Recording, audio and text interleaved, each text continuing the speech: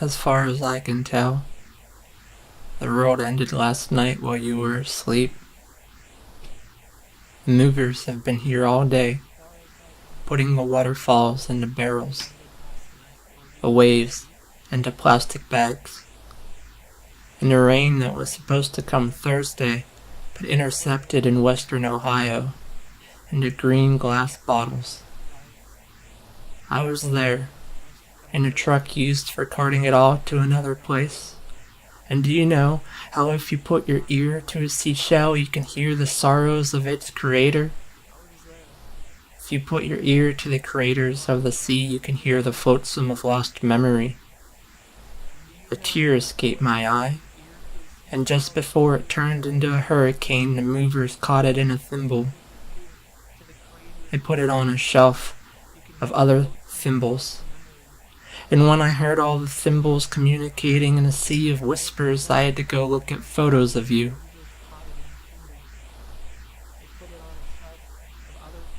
You were dreaming of your childhood, or maybe the war. But the movers came. They said, "Don't worry, and it's all been done before." You were dreaming of flying, or maybe falling while upside down in blue. But the movers came. They said, "Now we have to vacuum all the clouds that look like faces you once knew." The mattress you were lying on has been shipped to one of the Hawaiian Islands. I don't know which. We never did get to go there.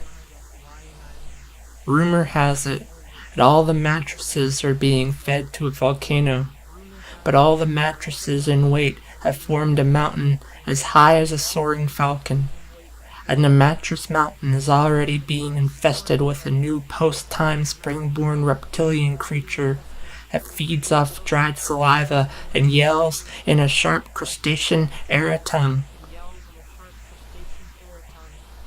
That's my way of telling you that you were once old. Not anymore. You're not old anymore. There's a definite point in which we stop telling others that, and it's sitting on a boundary where loving teases don't cross.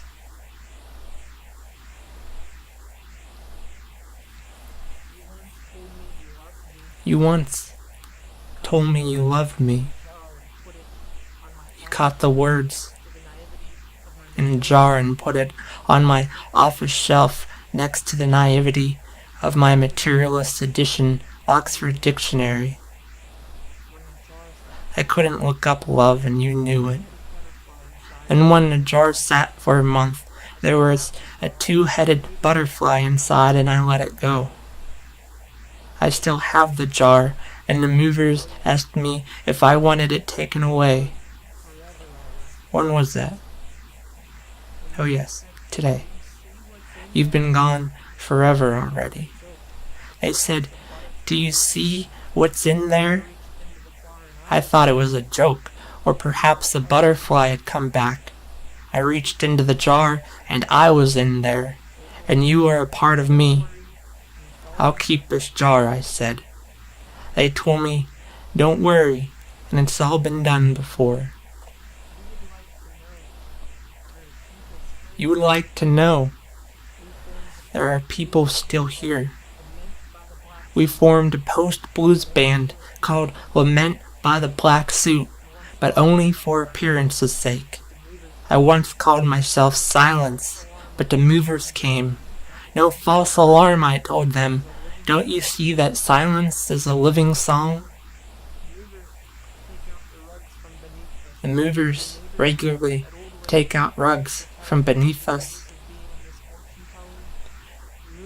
Your neighbor Ruth, that old lady who used to tell you about her days of being a misfortune teller, the movers not only took her rug, but the hardwood floor as well as, and she dropped 11 feet onto her downstairs couch.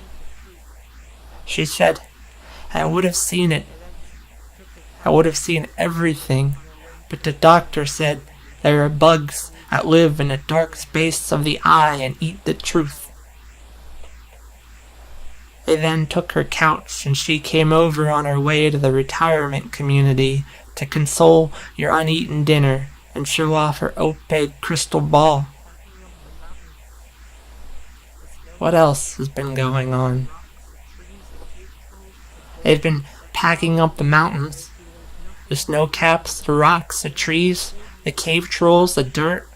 That valley we used to go to, there's nothing around it anymore.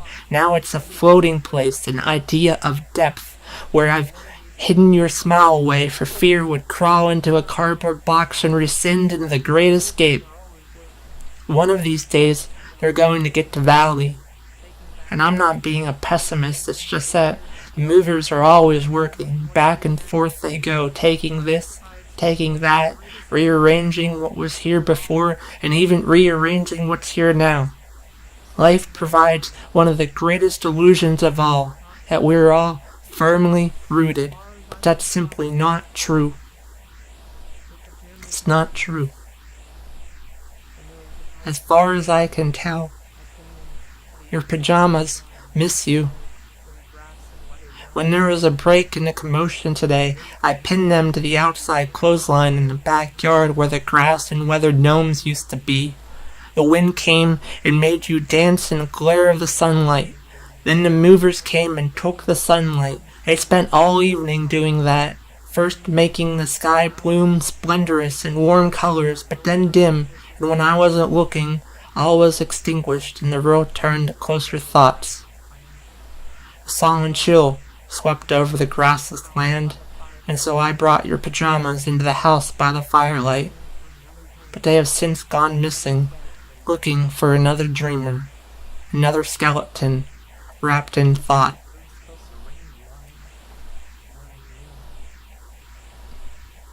It was supposed to rain tomorrow. Not anymore.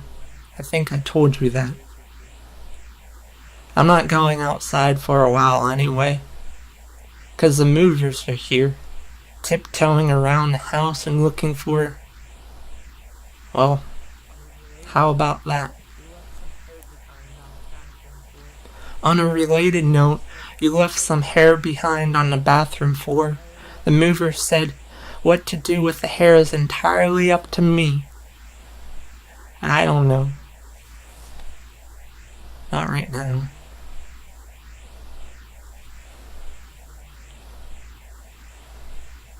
I don't know. Not right now. Do you remember there was a trip we used to take when weekend afternoons still existed? There was the silence we'd share after we ran out of things to say, and the road passed by in the increments of wild animals. The movers took the road. They took the deer and the groundhogs. They took the wild horses, lifted them right out of the fields and put them into old frames. Now they're taking the sky. Of course you remember, and I'm sure you already know that in the silence they'll take the silence. It will be so quiet, and those who are still around and do not understand silence will not know what had happened. But it is not based on knowing, and this I know. As far as I can tell, to live and to be moved belong to the same breath. I breathe, love. I breathe. Belong to the same breath. I breathe, love. I breathe.